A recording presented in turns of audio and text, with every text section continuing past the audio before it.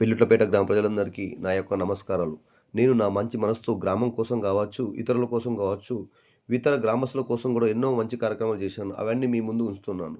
నా గ్రామంలో తాగునీరు సమస్య వస్తే నేను దగ్గరుండి ఈ బోరు బాగు చేయించి వెంటనే మోటార్ ఆన్ చేయించడం జరిగిన ఈ దృశ్యాన్ని మీరు చూస్తున్నారు. చీరలు పంపిణీ కార్యక్రమంలో నేను ప్రతి కార్యక్రమంలో చురుగ్గా పాల్గొని ఏదేని కార్యక్రమంలో నేను లేకుండా ఏ కార్యక్రమం ఈ 2, 3 సంవత్సరాల్లో జరిగింది లేదు. ప్రతి కార్యక్రమానికి నేను హాజరయ్యాను. నా యొక్క శివాలయం పురాతన విగ్రహాలను గ్రామంలోని కొంతమంది యువకుల సహాయంతో నేను నా సొంత వెహికల్‌లో నిజామాబాద్ తీసుకెళ్ళి అక్కడ ఆ విగ్రహాలను సమర్పించడం జరిగింది.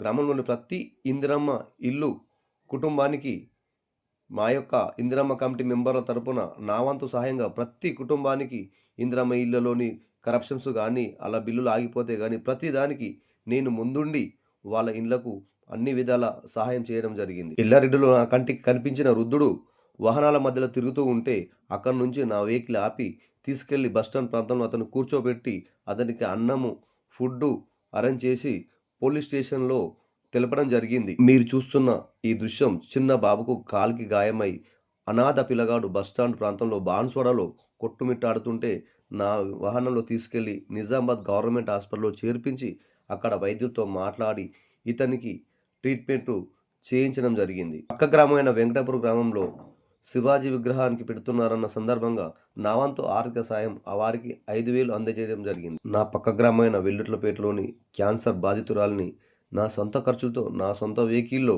హైదరాబాద్ హాస్పిటల్ తీసుకెళ్లి ఎంఎన్జీ హాస్పిటల్లో చేర్పించడం జరిగిన దృశ్యం ఇది. నేను కామారెడ్డిలో రోడ్డుపై పడుకున్న అతన్ని చూసి నా హృదయం చలించి అతన్ని లేపి అతనికి అన్నం తినిపించి షేవింగ్ చేయించి కొత్త బట్టలు కోరించి అతన్ని అక్కడ ఒక మంచి ప్రదేశంలో ఉంచడం జరిగిన దృశ్యం ఇది.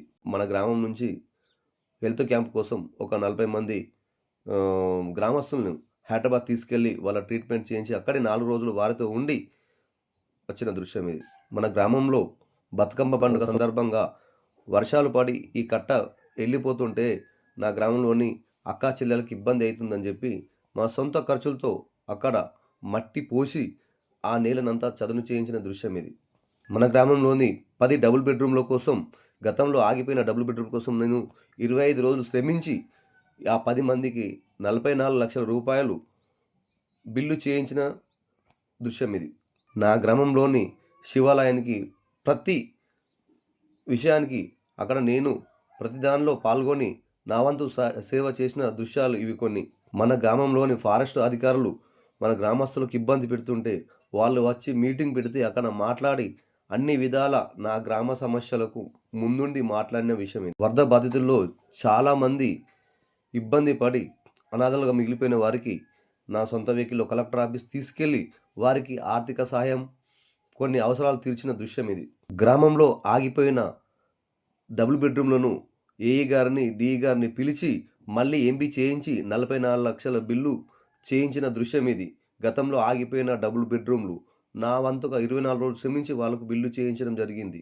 ఎల్లారెడ్డిలో రోడ్డుపై తిరుగుతున్న అనాథలను తీసుకెళ్ళి నేను అక్కడ వారికి బుక్కులు పెన్నులు ఇప్పించి స్కూల్లో చేర్పించిన దృశ్యం ఇది. మా అమ్మ నా పిల్లలతో మా కుటుంబ సభ్యులతో అందరితో శ్రీ రాజరాజేశ్వర ఆలయం దగ్గర సేవా కార్యక్రమంలో పాల్గొన్న దృశ్యం ఇది. నియోజకవర్గంలోని ప్రతి గ్రామం నుంచి కొంతమంది వికలాంగులను తీసుకెళ్లి వాళ్లకు కృత్రిమ అవయవాలు పెట్టించిన దృశ్యం ఇది. తాడ్వాయి దగ్గర యాక్సిడెంట్ అవుతుంటే అక్కడ దెబ్బ తగిలిన వారికి అంబులెన్స్ వచ్చేవారు కాకుండా నా వెహికల్లో తీసుకెళ్లి వారిని అక్కడ హాస్పిటల్లో చేర్పించిన దృశ్యం ఇది. నా పిల్లల పుట్టినరోజు కోసం అందరికీ అనాథలకు ఆహారం పెట్టాలనే సంకల్పంతో నా పిల్లలతో అక్కడ పెట్టించిన దృశ్యం ఇది. ఉంగురం గుర్తుకే